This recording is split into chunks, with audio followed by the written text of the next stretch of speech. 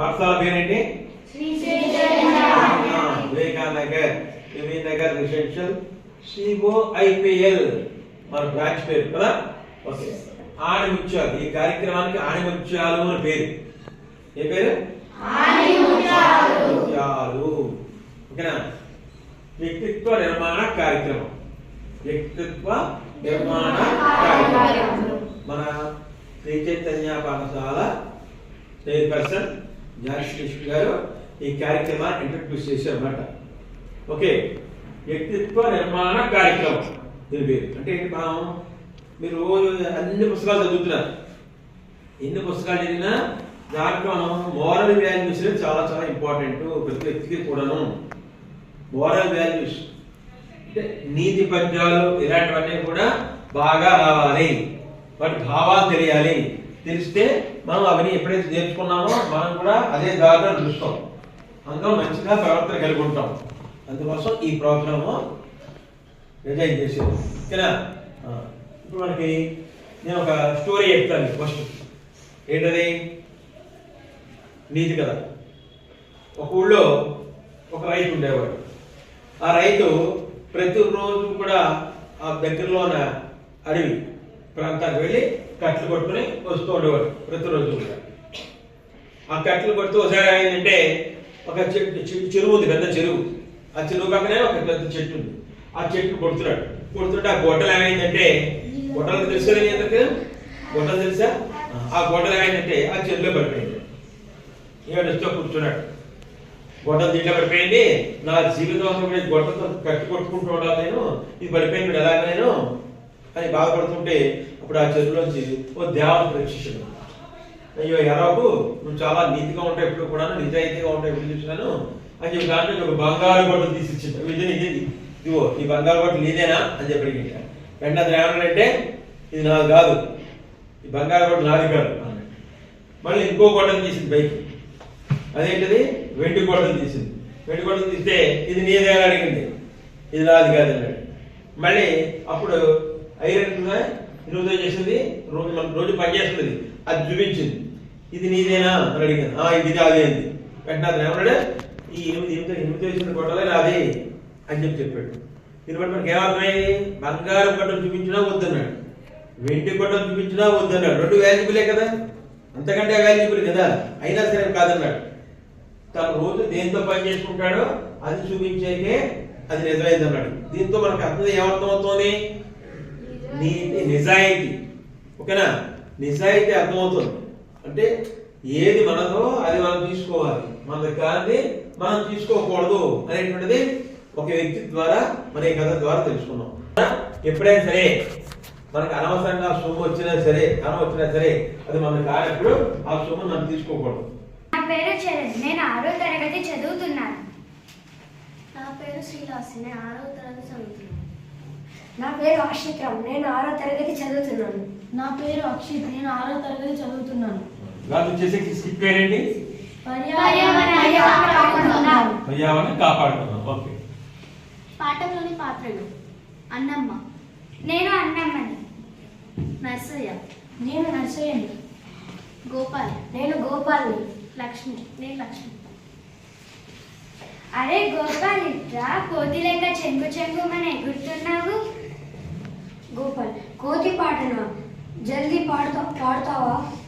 తోకివాయ కత్తి వచ్చే dam dam dam, కత్తివాయ పండు వచ్చే డామ్ డామ్ డామ్, పండువాయ కుండ వచ్చే డామ్ డామ్ డామ్, కుండవాయ బొమ్మ వచ్చే డామ్ డామ్ డామ్, బొమ్మవాయ డప్పు వచ్చే డామ్ డామ్ డామ్, డప్పువాయ సల్ల వచ్చే డామ్ డామ్ డామ్, సల్లవాయ పిల్ల వచ్చే డామ్ డామ్ డామ్.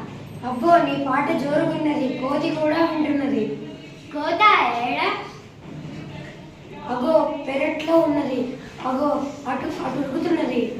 అయ్యో, కోతి గిన్నెత్తుకుపోతున్నది, ఇంకో కోతి నువ్వులు ఎత్తుకుపోతున్నది, పెరట్లో చల్లుతున్నది. అయ్యో రామ రామ, ఈ నడుమ కోతులు గుడ్డెలుగులు ఇండ్లకు వస్తున్నాయి. కొట్టు కొట్టు. మీ తాత పేరు శ్రీనిత. ఈరోజు నేను ఒక కథ చెప్తున్నాను. కథ పేరు తాబేలు కుందేలు కథ. ఈ కథలో ఒక తాబేలు, ఒక కుందేలు, ఒక పోటీ పెట్టే వాళ్ళు ఉంటారు. ఒకరోజు ఒక కుందేలు తాబేలు దగ్గరికి వెళ్ళి, మీరందరూ చాలా చిన్నగా నడుస్తారు, నన్ను చూడండి ఎంత తొందరగా నడుస్తానో అని చెప్పింది. అప్పుడు ఆ తాబేలు ఏమీ మాట్లాడలేదు. అలానే కుందేలు చాలాసార్లు తనకలా చెప్తూ ఉన్నారు. అప్పుడు ఒక పోటీ పెట్టుకుందాం అనుకున్నారు. ఆ పోటీ పెట్టడానికి ఒక నక్క వచ్చింది. తాబేలు కుందేలు మధ్య పోటీ పెట్టింది. ఆ పోటీలో కుందేలు మొదటిగా వేగంగా వెళ్ళి ఒక చోట ఆగింది. అప్పుడు వెనక్కి తిరిగి తాబేలును చూసింది. తాబేలు చూసి కుందేలు అది ఇంకా చాలా దూరంలో ఉంది కనుక మనం కొంచెంసేపు విశ్రాంతి తీసుకొని మళ్ళీ వెళ్ళొచ్చు అనుకుంది. అప్పుడు అలా విశ్రాంతి తీసుకుంది. అప్పుడు తాబేలు చిన్నగా మెల్లగా వెళ్ళి అదే మొదటిగా వెళ్ళి పోటీ గెలిచింది.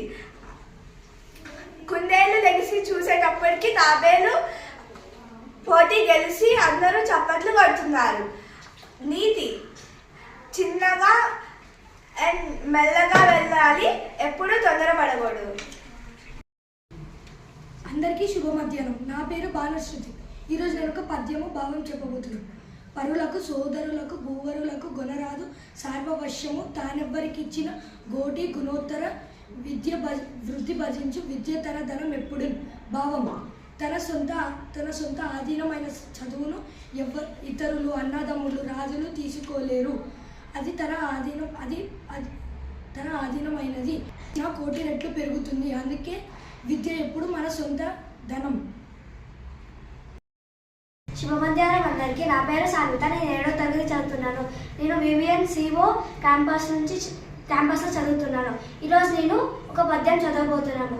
సంగీతము కవిత తత్వమును సౌజన్యంబు భావంబు సత్సాంగత్యంబు నెరుంగడేని భూమి ఆశ్చర్యముగా వారమన్ శృంగదండము లేని ఎద్దతరణం జల్లుతృణం బాతండ యాంగీకంబున మేడా పసుల భాగ్యం మిచ్చటం కలుగుటన్. సంగీతం కవిత్వంలోని సారం, మంచితనం, సజ్జనుడి స్నేహం వంటివి గ్రహించలేని వాడు భూమిపై తోక కొమ్ములు లేక తిరుగాడే ఎద్దు అని అనవచ్చు. అటువంటి వారు భూమిపై గడ్డి మేయకపోవడం అనేది పశువుల పాలిట అదృశ్యమని చెప్పవచ్చు. ధన్యవాదాలు. నా పేరు ఆర్వి. నేను ఒక పద్యం చెప్పబోతున్నాను. ఉప్పు కప్పు రంగు నొక్క పోలిక నుండ చూడ చూడ రుచుల జాడ వేరయ పురుషులందు పుణ్య పురుషులు వేరయ విశ్వదాభిరామ వినురవేమ. ఉప్పు ఇంకా కర్పూరం చూడ్డానికి ఒకే విధంగా ఉన్నా అవి నోట్లో పెట్టుకొని చూస్తే వాటి రుచులు వేరుగా ఉంటాయి. అలాగే మనుషుల్లో పుణ్యాత్ములు పాపాత్ములు ఉంటారు. ధన్యవాదాలు. తన కోపమే తన శత్రువు, తన శాంతమే తనకు రక్ష దయ చుట్టంబవు. తన సంతోషమే స్వర్గము, తన దుఃఖమే నరకమండ్రు తథ్యము సుమతి. భావం: ఓ సుమతి, తన కోపమే తనకు శత్రువు, తన శాంతమే తనకు రక్ష, తన సంతోషమే తనకు స్వర్గము, తన దుఃఖమే తనకు నరకము. తప్పులెన్న వారు తండోపతండంబు నిర్విజనులకెల్ల నుండు తప్పు. తప్పులెన్న వారు తమ తప్పులెరుగరు విశ్వదాభిరామ వినురవేమ. భావం: ఓ వేమ, ఈ భూమిపైన తప్పులు లెక్క పెట్టేవాళ్ళు చాలా మంది ఉంటారు, కానీ వాళ్ళ తప్పులు గుర్తించరు. ఈ భూమిపైన తప్పులు చేసేవారు చాలా మంది ఉంటారు, వాళ్ళ తప్పులను గుర్తించే వాళ్ళు గొప్పవారు.